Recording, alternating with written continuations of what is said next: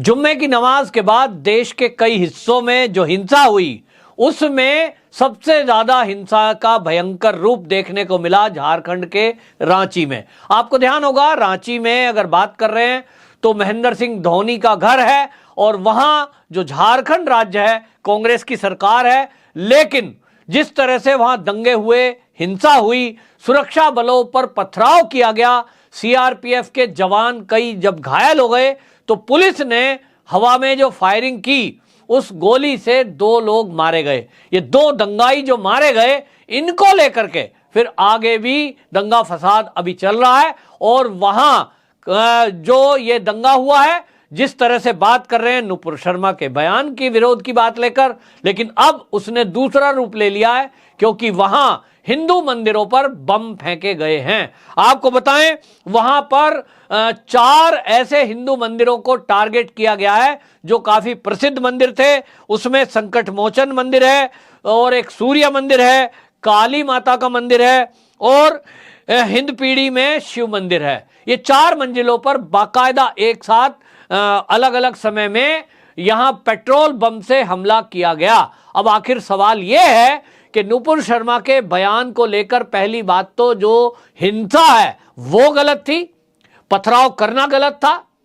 उसके बाद आपने सुरक्षा बलों पे हमला किया, वो गलत था। और यहां अब मंदिरों को टारगेट किया जा रहा है, मंदिरों पे बम से हमले किए जा रहे हैं। ये कौन सा तरीका है अपना विरोध प्रकट करने का?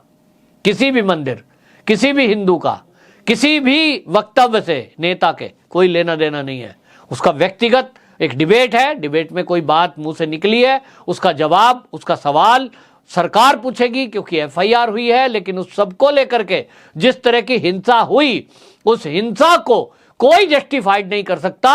और वो जो हिंसा करने वाले लोग हैं, उनके साथ कोई खड़ा नहीं होना चाहिए। लेकिन दुर्भाग्य से हमारे देश में ओवैसी जैसे नेता, कुछ इस तरह के लोग, कट्टरपंथी सोच के लोग, उन दंगाइयों के लिए जो पुलिस की गोली से तब मारे गए जब वो पुलिस पर हमला कर रहे थे, तो वो कहते हैं कि साहब ये तो शहीद हुए हैं। मतलब आप समझिए कि यहां जो है संगठन है जमीयत उलमाए हिंद, ये अब ये कह रहे हैं कि जो रांची में दंगाई मारे गए ये शहीद हैं और इनको बाकायदा ये कहा गया कि ये जो है कोई गलत काम नहीं कर रहे थे। अब हालांकि वीडियोस हैं पुलिस के पास, प्रशासन के पास, और मीडिया में भी ऐसे लोग दिखाई दे रहा है जो पुलिस कर्मियों पे हमला हो रहा है। एक वीडियो ऐसी भी वायरल है जो हमने सुनी है कि सेंट्रल फोर्स का कोई व्यक्ति, जिसका चेहरा वीडियो में नहीं है, लेकिन वो अपनी वायरलेस पर बाकायदा उच्च अधिकारियों से बार बार लगभग रोते हुए स्थिति में ये कह रहा है कि हमको घेर करके पथराव कर दिया गया है, फोर्स भेजिए।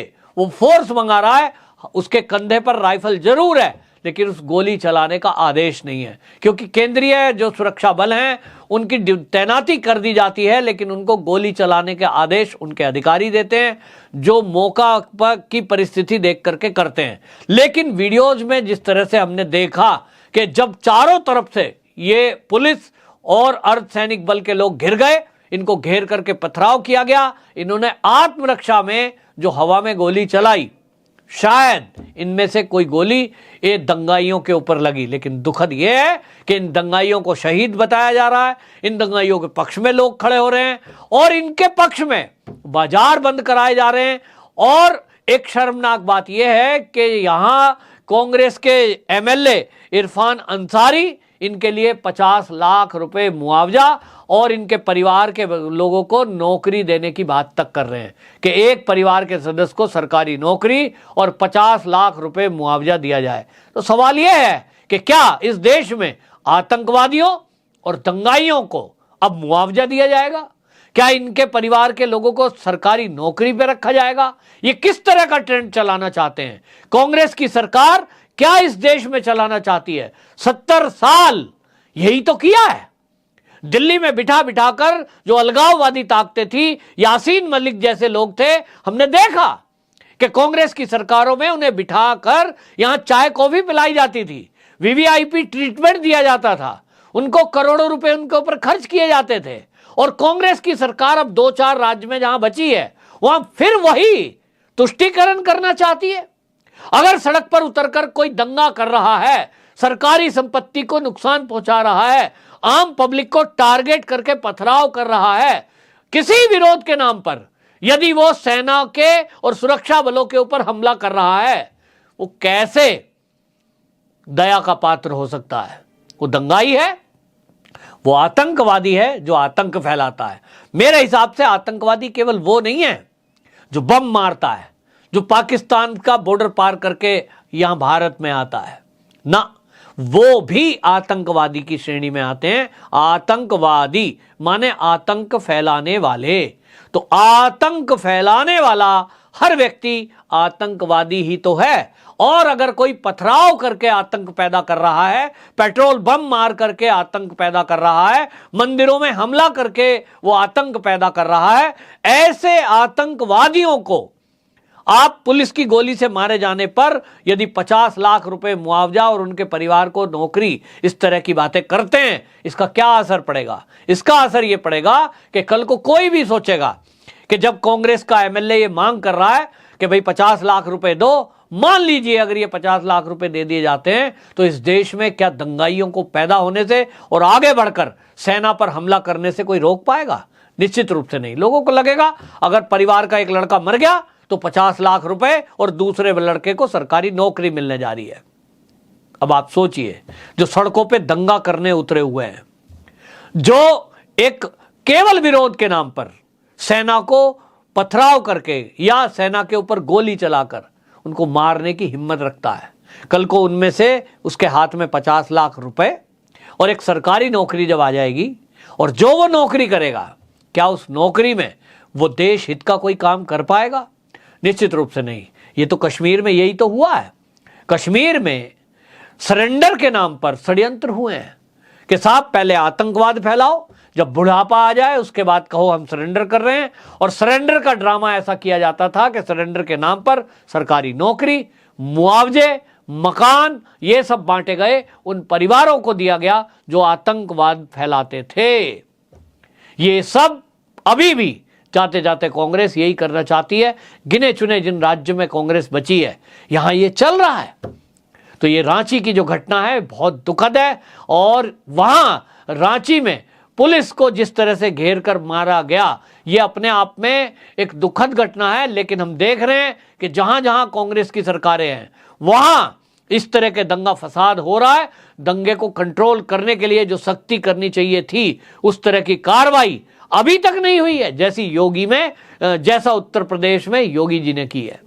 योगी जी ने ऐसे लोगों को चिन्हित किया, पुलिस को आदेश दिया कि दंगाइयों के विरुद्ध सख्त एक्शन लिया जाए। और सख्त एक्शन ये लिया जा रहा है कि गुंडा एक्ट में उनके खिलाफ केस दर्ज हो रहा है, उनके ऊपर एनएसए लगाया जा रहा है, और एनएसए लगाकर उनकी संपत्ति जब्त की जा रही है, मकान गिराए जा रहे हैं।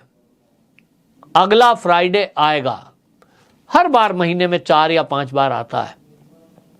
कोई दंगाई दंगा करने के पहले यूपी में 4 बार सोचेगा कि यदि मैंने दंगा किया तो इसका परिणाम क्या हो सकता है। मकान भी गिर सकता है, आजीवन जेल भी हो सकती है, गुंडा एक्ट लगेगा, परिवार रिश्तेदार तक पकड़े जा सकते हैं यदि कहीं लिंक कुछ हुआ तो।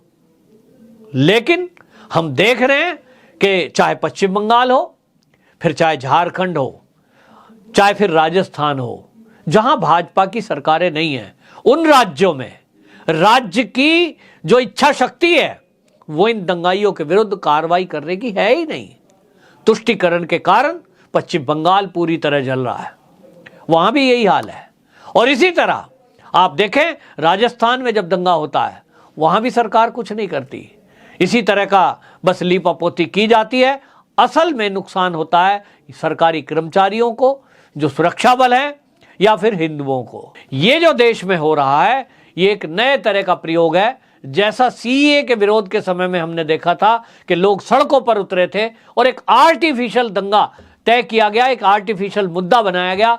ठीक इसी तरह नुपुर शर्मा कोई मुद्दा नहीं है, एक टीवी डिबेट में मुंह से निकली हुई अचानक की कोई बात, जिसके लिए बाकायदा नुपुर शर्मा लिखित में माफी मांग चुकी है, ट्वीट कर चुकी है, पार्टी उनको पोस्ट से निकाल चुकी है। लेकिन इस मुद्दे को जिस तरह से हवा दी जा रही है, जिस तरह से पाकिस्तान के समर्थन से ये दंगा फसाद पूरे देश में कराया जा रहा है, बहुत ही दुखद है। और बहुत ही दुखद के साथ वो सरकारें जो इन दंगाइयों पर सख्त कार्रवाई ना करके मुआवजे की बात कर रही है, वो पार्टी और वो सरकार, वो बहुत ही शर्मनाक है हमारे देश में कि ऐसा कोई सोच भी कैसे सकता है।